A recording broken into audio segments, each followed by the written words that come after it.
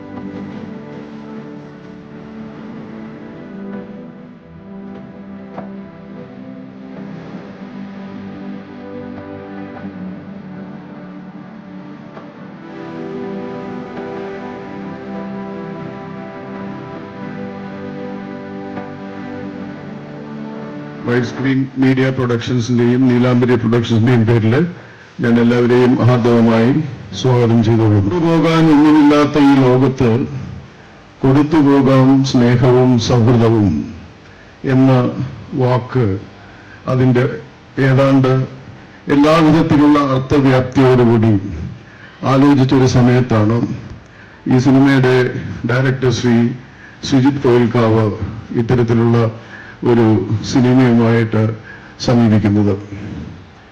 ഇതില് ഒരു നായ്ക്കുട്ടിയും civil police ഓഫീസറായ ശ്രീ അജിത് മാധവന്റെ കൈ കൂടെ കുവി എന്നൊരു നായക്കുട്ടിയുണ്ട് എന്ന വിവരം ഞങ്ങൾക്ക് മനസ്സിലാക്കാൻ കഴിഞ്ഞത്. ഈ സിനിമയുടെ സെക്കൻഡ് ലുക്ക് പോസ്റ്റർ കുവിയും ക്യൂട്ടിയും ചേർന്ന് പ്രകാശനം ചെയ്തിരിക്കുകയാണ്. എല്ലാവരും ഒരു നല്ല കൈയ്യടി കൊടുക്കാം. കൈയ്യടി, എല്ലാവരും നല്ല കൈയ്യടി.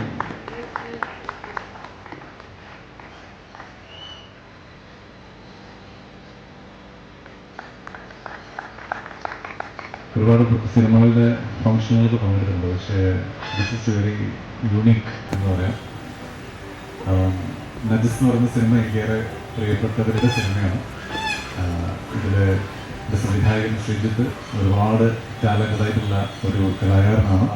അദ്ദേഹത്തിൻ്റെ സിനിമകൾ പലപ്പോഴും അദ്ദേഹത്തിൻ്റെ ചിന്തകൾ സാധാരണ മലയാള സിനിമയ്ക്ക് മനസ്സിലാവുന്നതിന് മുകളിലുള്ള ഒരു ആളാണ്. തീർച്ചയായിട്ടും ഈ സിനിമയുടെ കോൺസെപ്റ്റും നിങ്ങൾ കാണുമ്പോൾ മനസ്സിലാവും.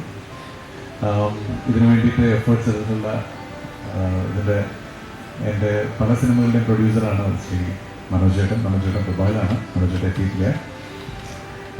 പ്ലസ് മനോജ് ചേട്ടനും അതുപോലെ മനോജ് ചേട്ടനും ഉൾപ്പെടെ അതിൻ്റെ എല്ലാ ഒഫീഷ്യൽസിനും സ്പെഷ്യൽ കൺഗ്രാജുലേഷൻസ്. അങ്ങനെ ഒരു ക്യാമിയോ റോൾ ചെയ്തിട്ടുണ്ട്. പ്ലസ് ഇതിലെ കുവി നമ്മൾ കാലിക്കറ്റിൽ ഷൂട്ട് ചെയ്യുന്ന സമയത്ത് ലൊക്കേഷനിൽ ഒരു ആർട്ടിസ്റ്റിന് കിട്ടേണ്ട എല്ലാ ഇമ്പോർട്ടൻസോടും കൂടിയിട്ട് ലൊക്കേഷൻ ഉണ്ടായിരുന്ന ആളാണ്. അപ്പോൾ ഞാൻ ചെല്ലുമ്പോഴൊക്കെ ആ ഇമ്പോർട്ടൻസ് അവിടെ ഉണ്ടായിരുന്നു. അങ്ങനെ ടേക്ക് കെയർ ചെയ്ത ഒരു ആർട്ടിസ്റ്റാണ്. ഒരുപക്ഷെ ഇനിയും ഒരുപാട് സിനിമകൾ ചെയ്യാൻ കുവിക്ക് പറ്റട്ടെ. ഒപ്പം ഇന്നത്തെ ഈ പെറ്റ് ഷോ ഏറ്റവും ഗംഭീരമാവട്ടെ. ഒരിക്കൽ കൂടി all the very best for all these events. ഞാനല്ല ഇതിൽ നായിക, കുവിയാണ്. ഒരുപാട് സന്തോഷമുണ്ട് ഇങ്ങനെ ഒരു ചടങ്ങില്. ഞങ്ങളുടെ നജസ് എല്ലാവരും കാണണം. ഇതിൽ മെയിൻ കഥാപാത്രം ചെയ്തിരിക്കുന്നത് ഒരു ഉസ്താദിന്റെ ക്യാരക്ടറായിട്ട് ചെയ്യുന്ന മനോജ് ചേട്ടനാണ്. അദ്ദേഹം ഈ ഒരു സിനിമയിലെ മെയിൻ കഥാപാത്രം. ആളുടെ വൈഫിന്റെ ഒരു ക്യാരക്ടറാണ് എനിക്ക്. അപ്പോ ഇതിന് ഞാൻ പ്രിവ്യൂവിൽ കണ്ടിട്ടുണ്ട്. ഇപ്പൊ ഈ അടുത്ത കാലങ്ങളിലൊക്കെ ഇറങ്ങിയ സിനിമയെക്കാളും ഇതൊരു ആത്മാവുള്ളൊരു സിനിമയാണ്. അത് ഞാൻ വാക്ക് തരുന്നു. വലിയ വലിയ സിനിമകൾക്കിടയിൽ നിങ്ങൾ ഇത് ഒരിക്കലും നഷ്ടപ്പെടുത്തരുത്. എല്ലാവരും തിയേറ്ററിൽ പോയിട്ട് കാണണം. അപ്പോ ആ ഒരു സന്തോഷം നിങ്ങളെ അറിയിക്കുന്നു. ഇന്ന് ഒരു എനിക്ക് വളരെ പ്രിയപ്പെട്ട ഒരു ദിവസം എന്നതിൻ്റെ അപ്പുറം ഇവിടെ വളരെ സന്തോഷം നൽകുന്ന ഒരു ദിവസം ആണ്. അതിനപ്പുറം ഇന്ന് പ്രിയപ്പെട്ട മാമുക്കോയ നമ്മോട് ഇത് പറഞ്ഞിട്ട് ഒരു കൊല്ലമാവുന്ന ഒരു ദിവസം കൂടിയാണ്. ഈ സബ്ജക്റ്റ് ഞാൻ ആദ്യമായിട്ട് എൻ്റെ ഫസ്റ്റ് സിനിമ കഴിഞ്ഞതിന് ശേഷം പ്രിയപ്പെട്ട മാമുക്കോയിനോടാണ് പോയി പറയുന്നത്.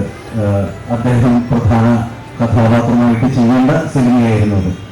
ഒരു പ്രത്യേക സാഹചര്യത്തിൽ അദ്ദേഹത്തിന് ചില രോഗങ്ങൾ വരികയും ശബ്ദത്തിനൊക്കെ മാറ്റം വരികയൊക്കെ ചെയ്ത സമയത്താണ് മറ്റൊരു കഥാപാത്രം, മറ്റൊരു നടനെ വെച്ച് ഈ കഥാപാത്രം ചെയ്യിപ്പിക്കേണ്ടി വന്നത്. അത് പല അന്വേഷണങ്ങൾക്കൊടുവിൽ ആണ് ഇതിന്റെ നിർമ്മാതാവും നടനും കൂടിയായിട്ടുള്ള ശ്രീ മനോജ് ഗോവിന്ദൻ അദ്ദേഹത്തോട് ഞാൻ പറയുന്നത്, അങ്ങനെയാണെങ്കിൽ മനോജേട്ടൻ തന്നെ ഈ കഥാപാത്രം ചെയ്താൽ മതി.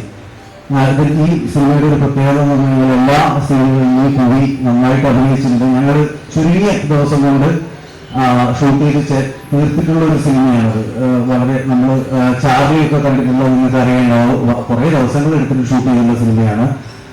ഞങ്ങൾ ഒരു ഏകദേശം ഈ സിനിമ സ്ക്രിപ്റ്റ് എഴുതി കഴിഞ്ഞിട്ട് എനിക്ക് ഏകദേശം ഒരു 6 മാസം ട്രെയിനിങ് ഞാനും അജിത്തേട്ടനും പല രീതിയിൽ കമ്മ്യൂണിക്കേറ്റ് ചെയ്തിട്ടാണ് ഈ സിനിമയിലെ മൊത്തം സീനുകളിൽ കുവി എങ്ങനെ അഭിനയിച്ചത്. കാരണം വെച്ചാൽ നിങ്ങൾക്കറിയാം, കുവി ഇന്ത്യൻ പെരുകയും പറയുന്നത് സാധാരണ നമ്മളെ കൺട്രി ഡോഗ്സ്, സ്റ്റേ ഡോഗ്സ് എന്നൊക്കെ നമ്മൾ വിളിക്കുന്ന നാടൻ നായ വിഭാഗത്തിൽ പെട്ടിട്ടുള്ള അവരുടെ അറ്റൻഷനൊക്കെ മറ്റ് ബ്രീഡുകളെ സംബന്ധിച്ചിടത്തോളം കുറച്ച് കുറവ് തന്നെയാണ്. പക്ഷെ കുവിയിലെ പ്രത്യേകത എന്ന് പറഞ്ഞു കഴിഞ്ഞാൽ കുവി ഒരിക്കലും ലൊക്കേഷനിൽ ഒരാളോട് പോലും അഗ്രസീവ് ആവോ, വേറെ ഏതെങ്കിലും എങ്കിലും ഒന്ന് അഗ്രസീവ് ആവോ, ഞങ്ങൾ പറയുന്ന കാര്യങ്ങൾ വളരെ പെർഫെക്റ്റ് ആയിട്ട് അഭിനയിക്കാനെന്ന് പറയാം. അതുകൊണ്ട് തന്നെ ഈ വരുന്ന മാസം, അതായത് മെയ് 29-ാം തീയതി നജസ് തിയേറ്ററുകളിലെത്തും. നജസ് ഇതിനോടകം തന്നെ ഒരുപാട് ദേശീയ അന്തർദേശീയ പുരസ്കാരങ്ങൾ നേടിയിട്ടുണ്ട്. ചിലിയിൽ നടന്ന അന്താരാഷ്ട്ര ഫിലിം ഫെസ്റ്റിവലിൽ മികച്ച നടൻ, മികച്ച സംവിധായകൻ, മികച്ച സിനിമാറ്റോഗ്രാഫി, മികച്ച സ്ക്രിപ്റ്റ്, മികച്ച ബാക്ക്ഗ്രൗണ്ട് സ്കോർ തുടങ്ങിയ സംഭവങ്ങൾ. അതേപോലെ തന്നെ